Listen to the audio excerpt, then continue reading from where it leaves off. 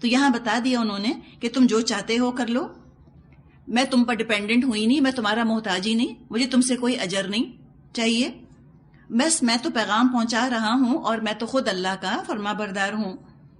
یہ تھا رسول کا طریقہ۔ قوم کا طریقہ بتایا گیا۔ آیت 73 فَكَذَّبُوهُ، تو انہوں نے جھٹلا دیا اس کو، نوح علیہ السلام کو قوم نے جھٹلا دیا۔ فَنَجَّيْنَاهُ، تو ہم نے نجات دی اس کو۔ کس نے نجات دی؟ اللہ نے۔ کس کو نجات دی؟ نوح علیہ السلام کو۔ اور اللہ نجات دے گا ہر پیغام پہنچانے والے کو۔ یہ آپ اپنے آپ کو رکھ لیجئے اس جگہ، اس ہو کی جگہ آپ اپنے آپ کو بھی رکھ لیجئے۔ اگر آپ اللہ کا پیغام پہنچا رہی ہیں اور آپ خود عمل کر رہی ہیں، اللہ انشاءاللہ آپ کو نجات دے گا۔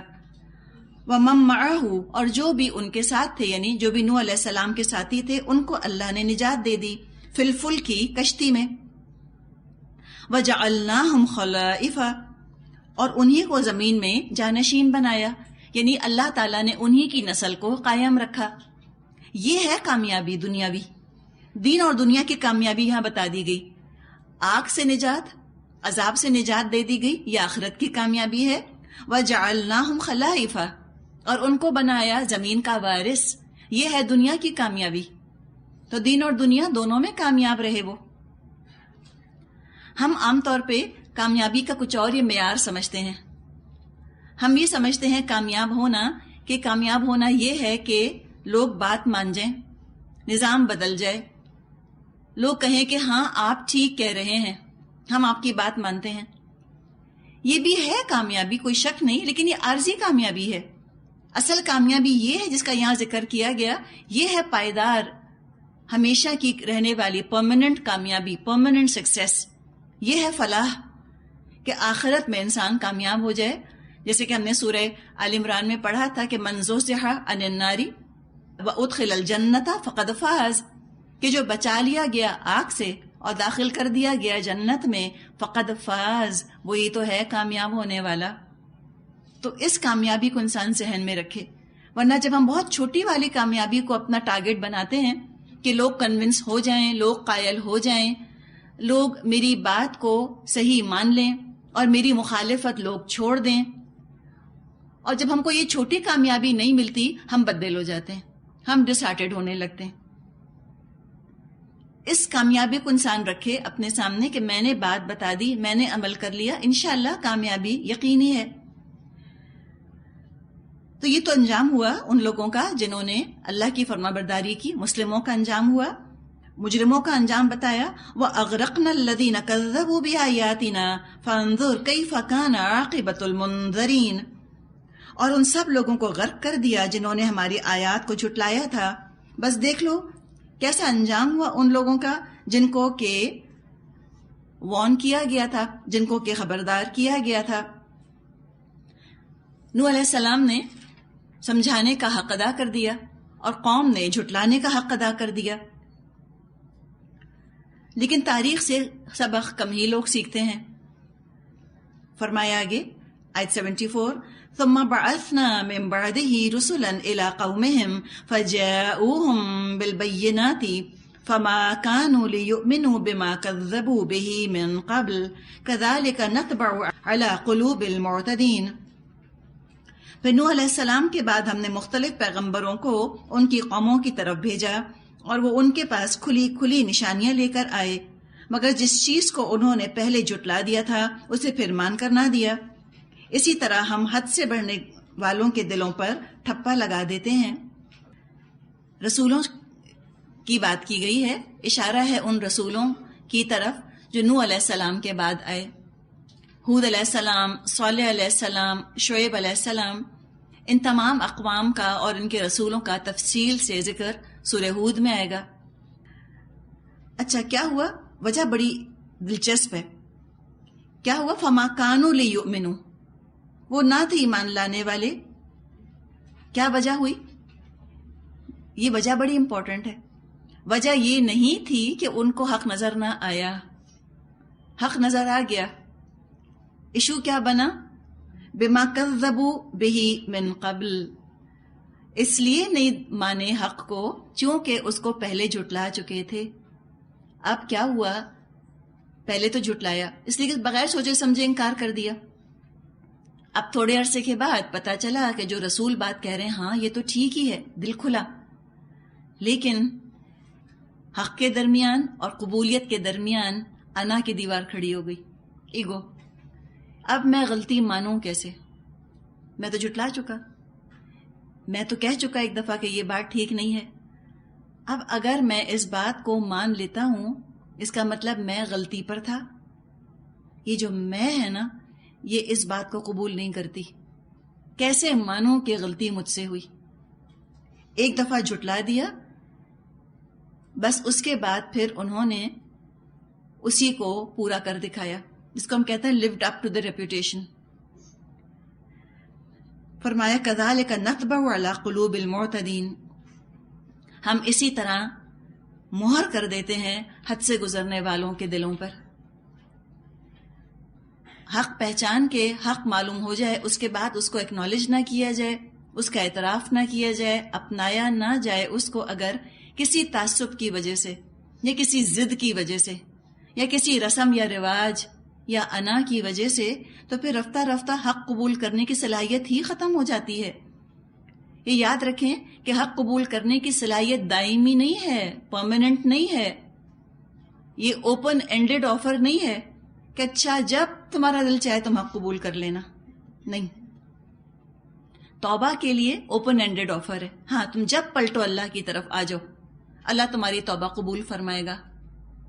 لیکن جہاں تک حق قبول کرنے کا تعلق ہے، حق قبول کرنے کی اوپن اینڈڈ آفر نہیں ہے، یہ ٹائم لمٹ کے ساتھ ہے، ٹائم باؤنڈ ہے.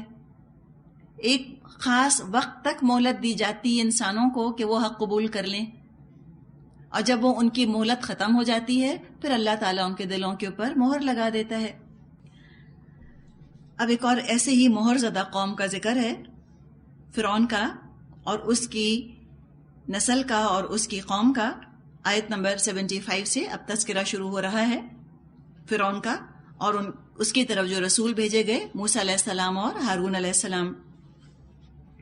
فرمایا ثم بعثنا من بعدهم موسى وهارون إلى فرعون وملئه بآياتنا فاستكبروا وكانوا قوما مجرمين فلما جاءهم الحق من عندنا قالوا ان هذا لسحر مبين.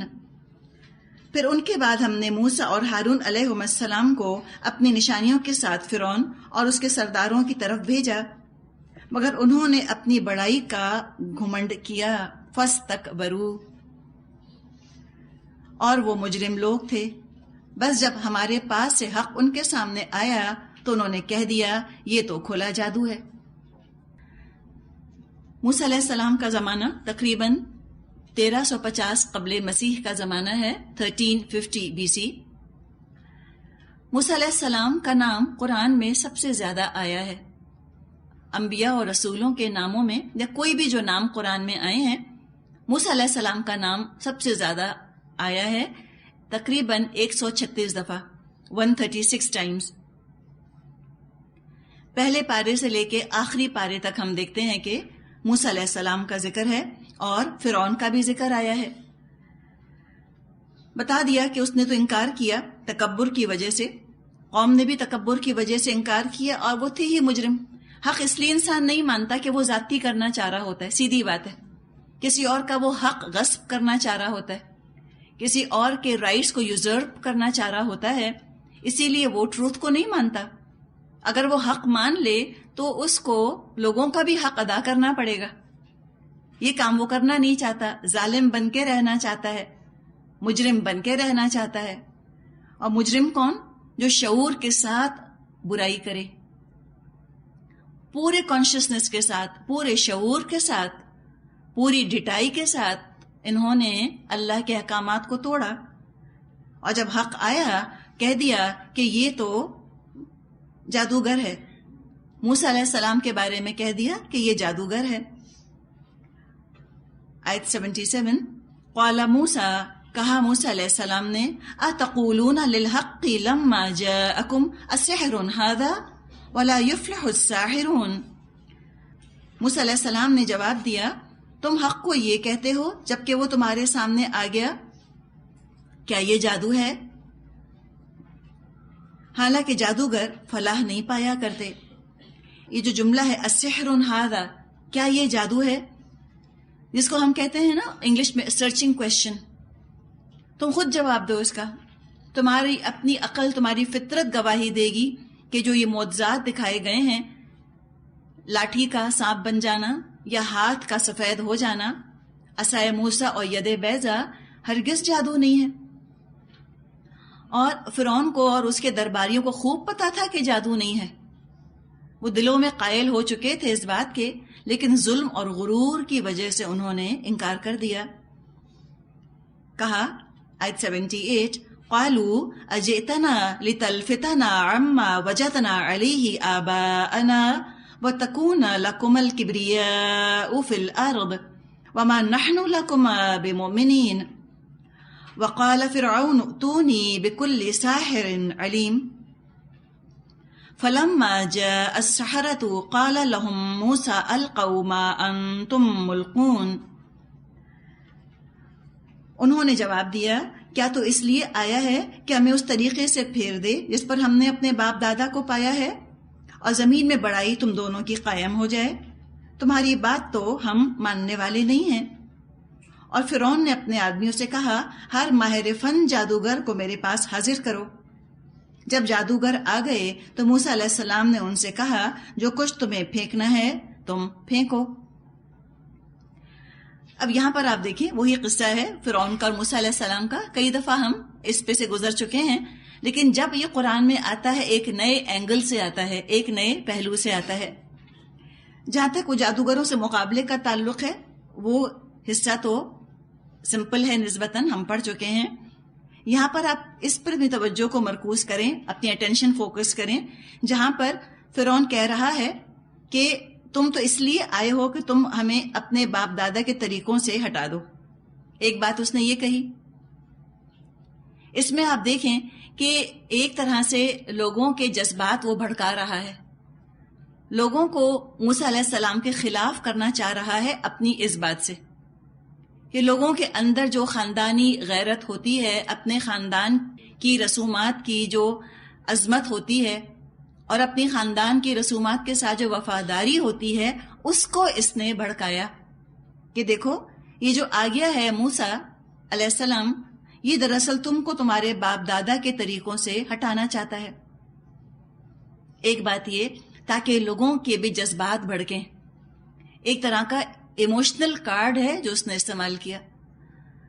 اور کئی دفعہ ہم تذکرہ کر چکے ہیں کہ کھلم کھلا مخالفت کا بعض دفعہ لوگ مقابلہ کر جاتے ہیں، لیکن جہاں خاندانی روایات کی بات آ جائے، رشتہ داریوں کی، وفاداریوں کی بات آ جائے، جہاں محبتوں کا امتحان آئے، وہاں ہم اس محبت کے امتحان میں کامیاب نہیں ہو پاتے.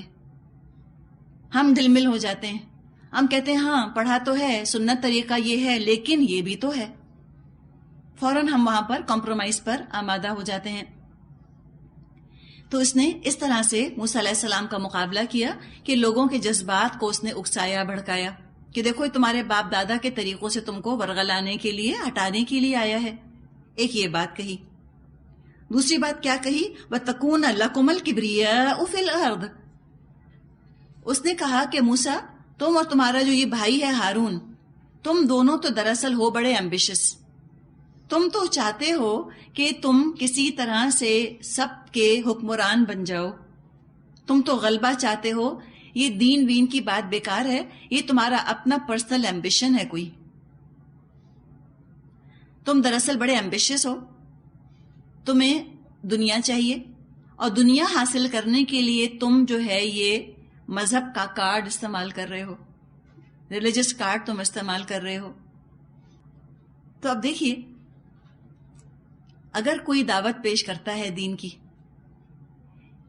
اور دعوت پیش کرنے والے کا اگر مقام لوگوں کی نظروں سے گرا دیا جائے کہ جو یہ اچھی اچھی باتیں کر رہا ہے، جو یہ خلوص کی خیر خواہی کی باتیں کرتا ہے، دراصل یہ تمہارا فائدہ نہیں چاہتا، اس کی تو اپنی کوئی ذاتی غرض ہے، اس کی اپنی کسی پریسٹیج کا سوال ہے. اس وجہ سے یہ دراصل لوگوں کو بلا رہا ہے ان باتوں کی طرف، اور ایک دفعہ لوگوں کو شک ہو جائے کہ یہ ہمارے فائدے کے لیے نہیں اپنے فائدے کی بات کر رہا ہے، لوگ بدگمان ہو جاتے ہیں. جیسے آپ دیکھیں نا پالیٹکس میں کیا ہوتا ہے، سیاست میں الیکشن جیتنے کے لیے جب کوئی باتیں کرے تو لوگ کیسے ہنستے ہیں نا، لوگ طنز بھی کرتے ہیں، تبصرے کرتے ہیں، لوگ کتنے اسکیپٹک رہتے ہیں کہ ہاں یہ باتیں کر رہے ہیں کہ ہم غریب عوام کی خدمت کریں گے. کوئی نہیں کرنی، ان کو بننا ہے منسٹر. اب تو ہم پاکستانی بھی بڑے پکے ہو گئے، پہلے ہمارے دل بہت نرم تھے، ہم سب کی باتوں میں آ جاتے تھے. اب جب ایسے بیان سنتے ہم کہتے ہیں ہاں ایک اور سیاسی بیان آ گیا. ٹھیک ہے، تو سیاسی بیان میں اور دین کی دعوت میں تو فرق ہے. سیاسی بیان ہوتا ہے لیڈر کی لیڈری چمکانے کے لیے، دین کی دعوت ہوتی ہے لوگوں کے بھلے کے لیے، ان کو اللہ کا بندہ بنانے کے لیے. تو لہٰذا دین کو سیاست کا اکھاڑا نہیں بنانا چاہیے، کبھی یاد رکھیں آپ. ضرور حکومت حاصل کرنا یہ تو مقصد ہے، حکومت میں مسلمان آئیں گے، مومن آئیں گے تو سب کی بہتری، سب کی فلاح ہوگی. لیکن جب اپنے ذاتی غرض کے لیے سیاست کا کھیل کھیلا جاتا ہے اور دین کو استعمال کیا جاتا ہے تو آپ دیکھیں کہ اس میں لوگ دین سے بے حد بدگمان ہو جاتے ہیں. کہتے ہیں یہ تو دراصل سارا مسئلہ ہی سیاست کا ہے، ان کا اپنا کوئی ایمبیشن ہے. اور یہی کوشش یہاں پر فرعون نے کی کہ کسی طرح وہ دین کی بات کو موسیٰ علیہ السلام کا پرسنل ایمبیشن بنا کر پیش کرے کہ یہ بڑے ایمبیشس آدمی ہیں، یہ اپنا بھلا چاہتے ہیں، تمہاری خیر خواہی نہیں کرنا چاہتے. اب ایک دفعہ جب رسولوں کی اس طرح وہ کیریکٹر اسیسینیشن کر دیا کرتے تھے، کردار کشی کر دیتے تھے، تو وہ پھر چاہتے تھے کہ وہ لوگوں کی نظروں سے گر جائیں. جب دعوت دینے والا لوگوں کی نظروں سے گر جائے گا تو جو دعوت یا جو پیغام وہ لے کر آئے ہیں وہ خود بخود وہ دم توڑ دے گی. جو بھی دعوت، جو بھی پیغام وہ دے رہے ہیں خود بخود ختم ہو جائے گی. اسی لیے آپ دیکھیے کہ رسول انتہائی جماعوں کے ساتھ یہ بات کہا کرتے تھے ہمیشہ کہ اے لوگوں، ہمیں تم سے کوئی اجر نہیں چاہیے، ہمارا اجر تو اللہ کے ذمے ہے. تو اس نے یہ دو الزامات جو ہیں یہاں پر موسیٰ علیہ السلام پر لگائے کہ تم ایک تو ہمیں ہمارے خاندانی طریقوں سے ورغلانے کے لیے آ گئے ہو، اور دوسرے تم چاہتے ہو بڑے بن کر رہنا.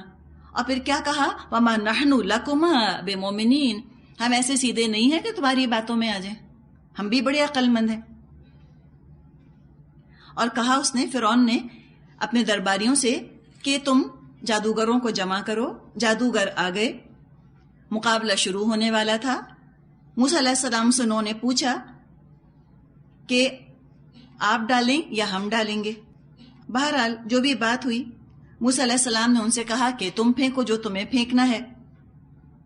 آگے فرمایا آیت 81-81، فَلَمَّا أَلْقَوْا قَالَ مُوسَىٰ مَا جِئْتُمْ بِهِ السِّحْرُ إِنَّ اللَّهَ سَيُبْطِلُهُ إِنَّ اللَّهَ لَا يُصْلِحُ عَمَلَ الْمُفْسِدِينَ وَيُحِقُّ اللَّهُ الْحَقَّ بِكَلِمَاتِهِ وَلَوْ كَرِهَ الْمُجْرِمُونَ. جب انہوں نے اپنے انچر پھینکے تو موسیٰ علیہ السلام نے کہا، جو کچھ تم نے پھینکا ہے یہ جادو ہے، اللہ ابھی اسے باطل کیے دیتا ہے. مفسدوں کے کام کو اللہ سدھرنے نہیں دیتا، اور اللہ اپنے فرمانوں سے حق کو حق کر دکھاتا ہے، خواہ مجرموں کو وہ کتنا ہی ناگوار گزرے. اب یہاں پر آپ دیکھیے جادو کا تذکرہ ہے. فرمایا کہ ان اللہ لا یصلح عمل المفسدین، مفسد کہا جا رہا ہے جادو کرنے والوں کو، جادوگروں کو، میجیشنز کو. جادو سے کبھی اصلاح نہیں ہو سکتی، کبھی نہیں ہو سکتی. اللہ نے یہاں پہ فرما دیا ہے کہ لا یصلح عمل المفسدین، اللہ نہیں سدھارتا مفسدوں کے عمل کو. تو جو جادو کرتے ہیں یا جادو کرواتے ہیں وہ کبھی نہیں فلاح پا سکتے، ان کے کام کبھی نہیں بن سکتے. یہ صرف ایک ہوکس ہوتا ہے، صرف ایک وہم، ایک خیال، ایک گمان ہوتا ہے شیطان کی طرف سے کہ تم جادوگروں کی مدد لو، تم جادو کرواؤ تو تمہارا بھلا ہو جائے گا. اگر ایسا ہی جادو کرنے سے بھلا ہوتا تو جادوگروں کا آخر اپنا بھلا کیوں نہیں ہو جاتا؟ اپنے ہی معاشرے میں ہم دیکھیں جگہ جگہ جو یہ عامل جادو کی دکانیں کھول کر بیٹھے ہیں، یہ آخر اس غربت سے، اس بیماری سے، اس تنگی سے کیوں نہیں نکل آتے؟ تو جو اپنا بھلا نہیں کر سکتا وہ دوسرے کا کیا بھلا کر سکتا ہے؟ اور یہ حقیقت ہے، جادو سے کسی کا بنتا کچھ نہیں، ہاں لوگوں کی بنی ہوئی بگاڑ ضرور دیتے ہیں، بگاڑ ضرور پیدا کر دیتے ہیں، فساد ضرور پیدا کر دیتے ہیں دنیا میں. اسی لیے جادو کا کرنا کرانا کبیرہ گناہوں میں سے ہے، اسلام نے قطعاً اس کی اجازت نہیں دی. دوسری بات یہ کہ اگر کبھی آپ کو یہ فیل ہوتا ہے کہ کوئی آپ پر جادو کر رہا ہے یا کوئی اثر آپ کو محسوس ہو رہا ہے، تو الحمدللہ ہمارے پاس ہماری ڈھال، ہماری اپنی حفاظت ہے. قرآن کی صورت میں سورہ بقرہ پڑھ لی جائے، آخری اس کی آیات پڑھ لی جائیں، آیت الکرسی پڑھ لی جائے، معوذتین پڑھ لیے جائیں، اور یہ یاد رکھیں کہ اللہ کبھی بھی مفسدوں کے عمل کو نہیں سدھارتا. کوئی جادو نقصان پہنچا نہیں سکتا، صرف یہ تو باطل ہوتا ہے، اور اللہ حقیقت کر دیتا ہے حق کو. اللہ کے کلمات، اللہ کا کلام یہ حق ہے، اور جہاں اللہ کا کلام ہو وہ ہر طرح کے باطل کو لے جاتا ہے، مٹا دیتا ہے، ختم کر دیتا ہے.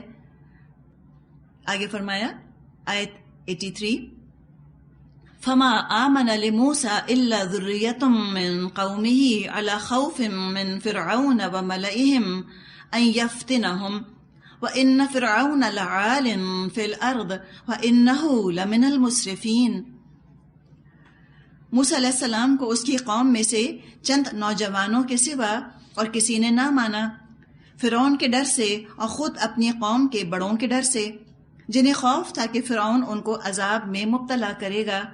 اور واقعہ یہ ہے کہ فرعون زمین میں غلبہ رکھتا تھا، اور وہ ان لوگوں میں سے تھا جو کسی حد پہ نہیں رکتے، حد سے بڑھ جانے والوں میں سے تھا.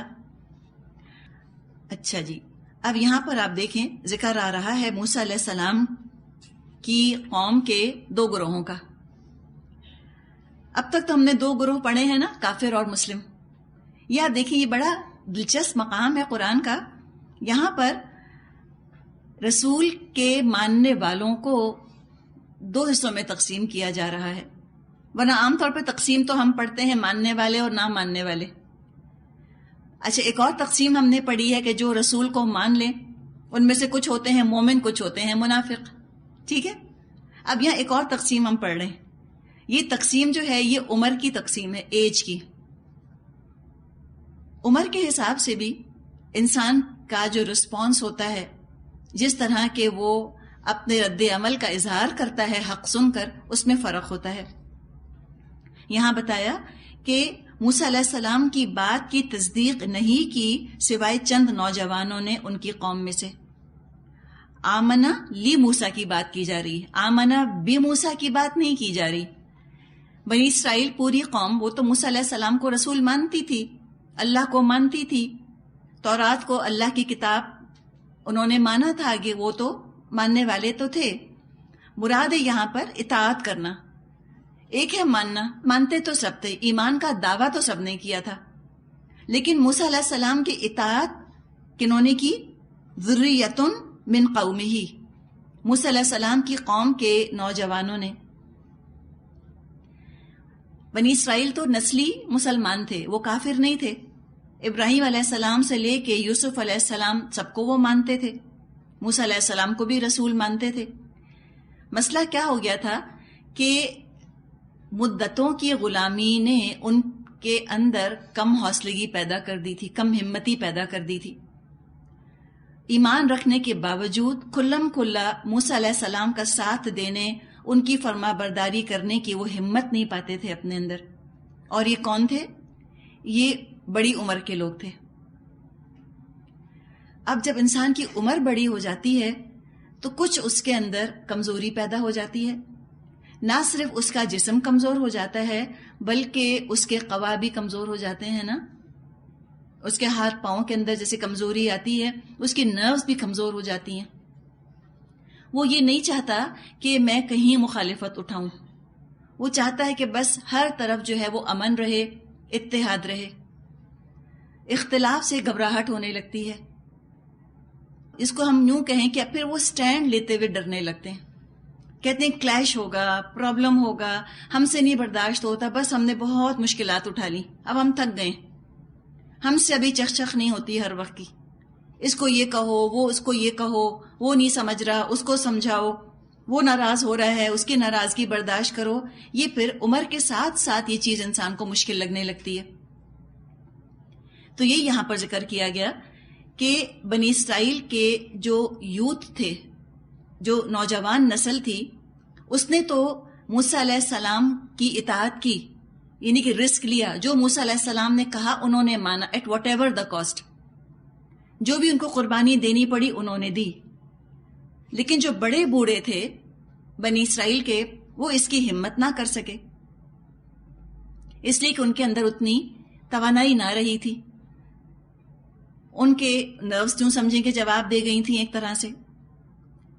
اچھا، یہ بات جو یہاں اتنی نمایاں کی گئی ہے، عمر کی جو تقسیم یہاں نمایاں کی گئی ہے سورہ یونس میں، یہی صورتحال اس وقت مکے میں بھی تھی جب نبی اکرم صلی اللہ علیہ وسلم نے اسلام کی دعوت پیش کی۔ مکے کی آبادی میں بھی زیادہ تر جن لوگوں نے نبی اکرم صلی اللہ علیہ وسلم کا ساتھ دیا وہ کم عمر تھے۔ علی، جعفر، سعد بن ابی وقاص، عبداللہ بن مسعود رضی اللہ تعالی عنہم، سب ینگ تھے، ٹین ایجرز یا ارلی 20s میں۔ اسی طرح کچھ اور لوگ تھے، ابو عبیدہ، عثمان، عمر رضی اللہ تعالی عنہم، ان کی عمریں 30-35 کے درمیان تھیں، 30 to 35 years of age۔ اس عمر تک بھی انسان کے اندر جوش ہوتا ہے، آپ کے اپنے ویسٹڈ انٹرسٹ نہیں ہوتے، آپ حق کو دیکھ کر حق قبول کر سکتے ہیں، صلاحیت رہتی ہے باقی انسان کے اندر۔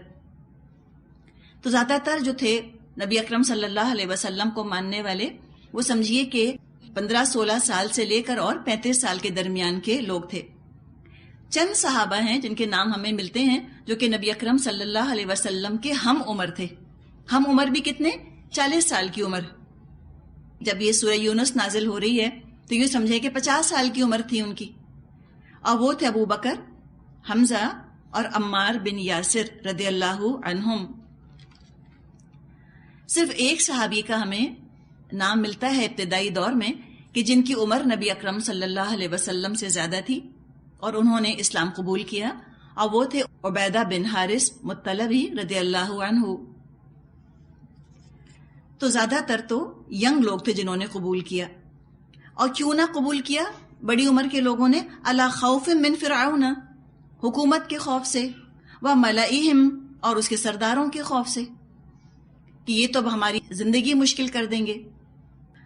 ان کی اپنی کتابوں ہی میں ذکر آتا ہے کہ عام اسرائیلیوں کا جو رویہ تھا موسیٰ علیہ السلام کی دعوت کے ضمن میں، اس کا تالمود میں ذکر آتا ہے کہ بنی اسرائیل موسیٰ علیہ السلام اور ہارون علیہ السلام سے کہتے تھے، ہماری مثال تو ایسی ہے جیسے ایک بھیڑیے نے بکری کو پکڑا اور چرواہے نے آ کر اس کو بچانے کی کوشش کی، اور دونوں کی کشمکش میں بکری کے ٹکڑے اڑ گئے۔ بس اسی طرح تمہاری اور فرعون کی کھینچا تانی میں ہمارا تو کام تمام ہو جائے گا۔ یہ بات بعض دفعہ والدین کہتے ہیں اپنی اولاد سے، تم کہتے ہو یہ کرو، خاندان کہتا ہے یہ کرو، میں کیا کروں؟ میری شامت ہے، تمہاری بھی باتیں سنوں، ان کی بھی باتیں سنوں، تم بھی یہ کہتے ہو، وہ بھی یہ کہتے ہیں، اب میں کیا کروں؟